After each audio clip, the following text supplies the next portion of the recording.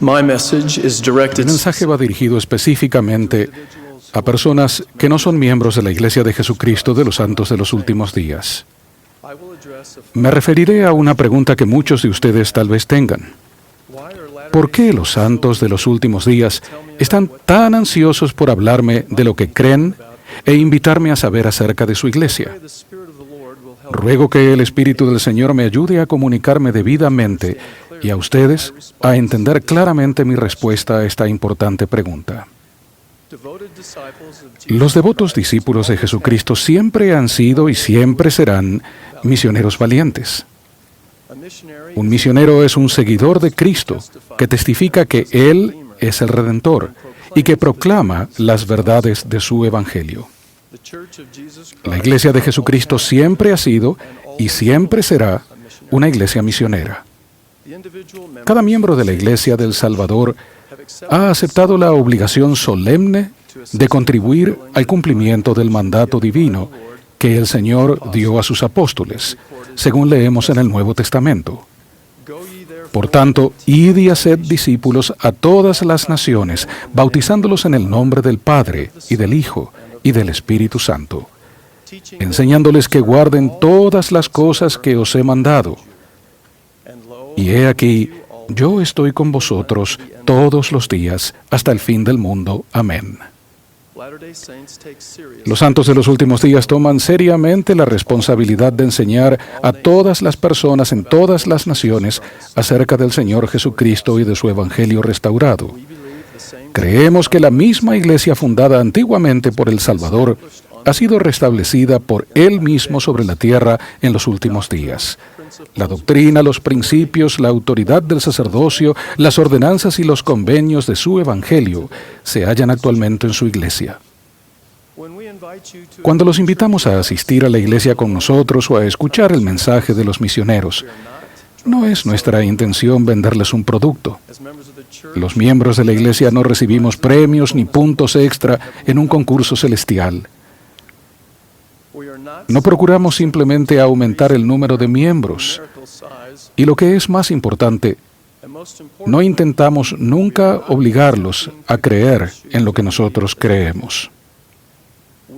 Los invitamos a oír las verdades restauradas del Evangelio de Jesucristo, a fin de que ustedes las estudien, las mediten, oren y lleguen a saber en forma personal si lo que estamos compartiendo con ustedes es verdad. Algunos dirán, pero yo ya creo en Jesús y sigo sus enseñanzas, o no estoy seguro de que Dios exista. Nuestra invitación no busca restarle importancia a sus tradiciones religiosas ni a sus experiencias en la vida. Traigan consigo todo lo que sepan que es verdadero, bueno y digno de alabanza, y pongan a prueba nuestro mensaje. Así como Jesús invitó a 2 de sus discípulos a venir y ver, los instamos a que vengan y vean si el Evangelio restaurado de Jesucristo enriquece aquello que ustedes ya saben que es verdad. De hecho, consideramos una responsabilidad solemne el llevar este mensaje a toda nación, reino, lengua y pueblo. Y eso es precisamente lo que hacemos en la actualidad, con los más de 88,000 misioneros que sirven en más de 150 países soberanos de todo el mundo. Estos extraordinarios hombres y mujeres ayudan a los miembros de nuestra iglesia a cumplir con la responsabilidad divina que tiene cada uno de nosotros de proclamar el Evangelio sempiterno del Señor Jesucristo. Pero nuestro interés por declarar este mensaje no es solo el resultado de un sentimiento de obligación espiritual. Nuestro deseo de compartir el Evangelio restaurado de Jesucristo con ustedes es más bien un reflejo de cuán importantes son para nosotros estas verdades. Creo que la mejor manera de describir por qué somos tan directos al tratar de explicar nuestras creencias es mediante una experiencia que mi esposa y yo tuvimos hace muchos años con 2 de nuestros hijos. Una tarde, estábamos cerca de una ventana en nuestra casa, viendo a 2 de nuestros niños jugar afuera. Durante el curso de sus aventuras, el menor se lastimó en un pequeño accidente. No tardamos en darnos cuenta de que no se había hecho mucho daño, por lo que decidimos no intervenir por el momento. Queríamos ver si alguna de nuestras conversaciones familiares sobre la bondad fraternal había surtido algún efecto en ellos. Lo que sucedió después fue algo interesante e instructivo a la vez. El hermano mayor consoló al menor y con cuidado lo ayudó a entrar en la casa. Mi esposa y yo nos acercamos a la cocina a fin de ver qué era lo que sucedía y nos preparamos para hacer lo necesario en el caso de que se produjera algún otro daño físico o un accidente, ahora sí, de mayor seriedad.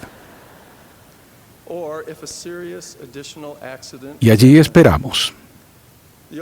Y nuestro hijo mayor arrastró una silla hasta la pileta de la cocina, se subió a la silla, ayudó a su hermano a subirse también, encendió el grifo y procedió a verter una enorme cantidad de jabón para los platos en los rasguños del brazo de su hermano.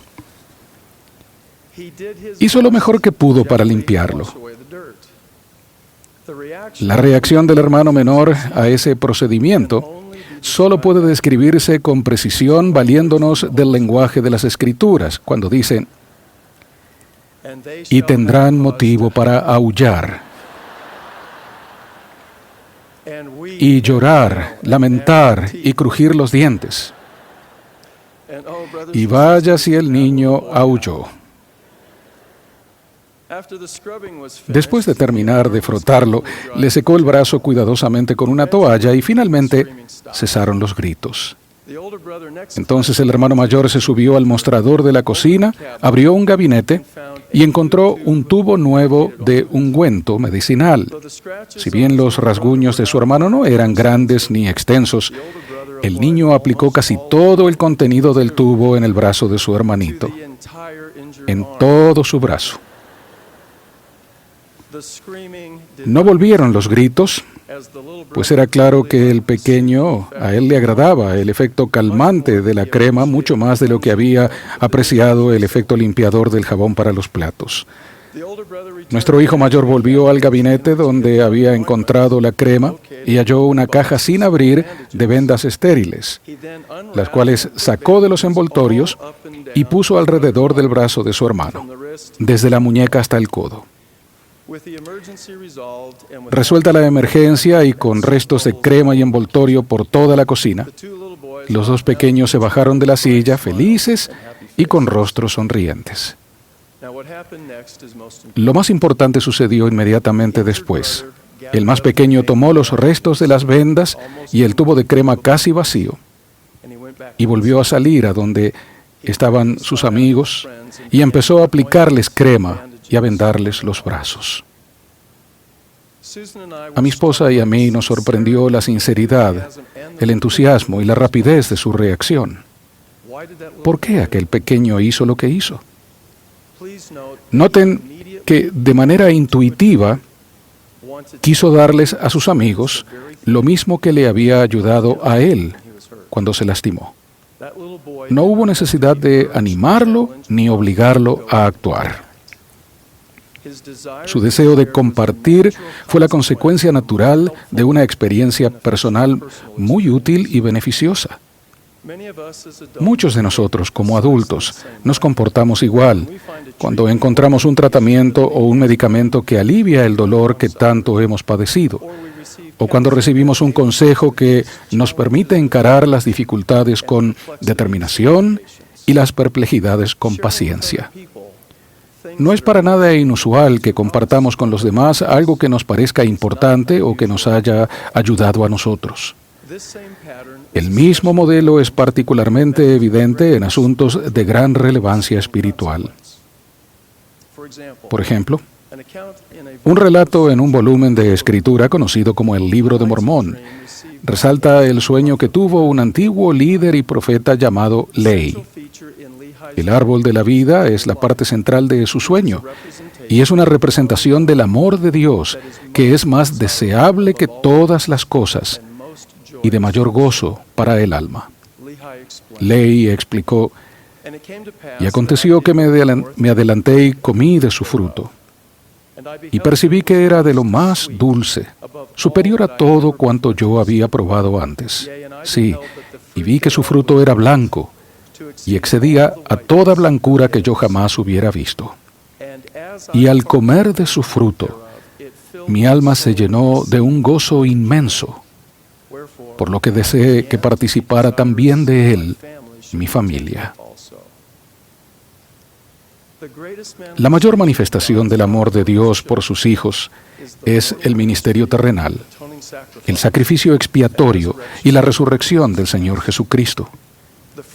El fruto del árbol puede considerarse un símbolo de las bendiciones de la expiación del Salvador.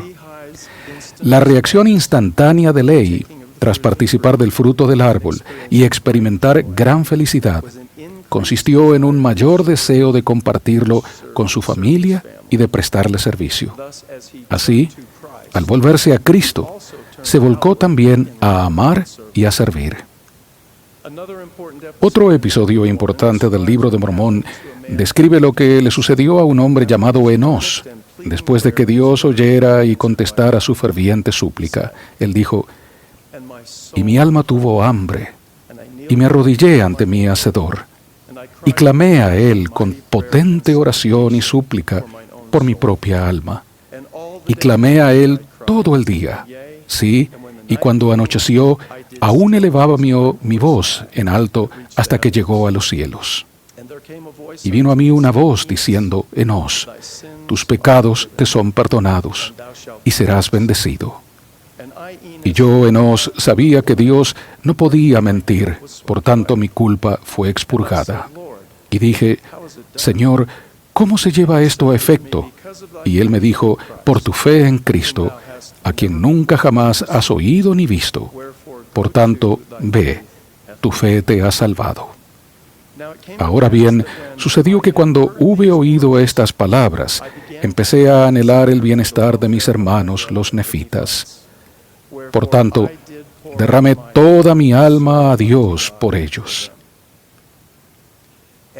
Cuando Enós se volvió al Señor, con íntegro propósito de corazón, aumentó a la misma vez su interés por el bienestar de su familia, sus amigos y conocidos. La lección perdurable que aprendemos de ambos episodios es la importancia de experimentar en nuestra vida las bendiciones de la expiación de Jesucristo como un requisito previo a un servicio sincero que comprende más que solo actuar de forma rutinaria. Casi al igual que Lehi, Enós y nuestro hijo menor en el relato que les conté, los miembros de la Iglesia de Jesucristo de los Santos de los Últimos Días han sentido la angustia asociada a la incertidumbre espiritual y al pecado. También hemos experimentado la purificación, la tranquilidad de conciencia, la sanación y renovación espirituales y la guía que se reciben únicamente al aprender y vivir los principios del Evangelio del Salvador. La expiación de Jesucristo brinda el poder limpiador necesario para ser puros y estar limpios, el ungüento que sana las heridas espirituales y elimina la culpa. Y nos da la protección que nos permite ser fieles, tanto en los momentos buenos como en los malos.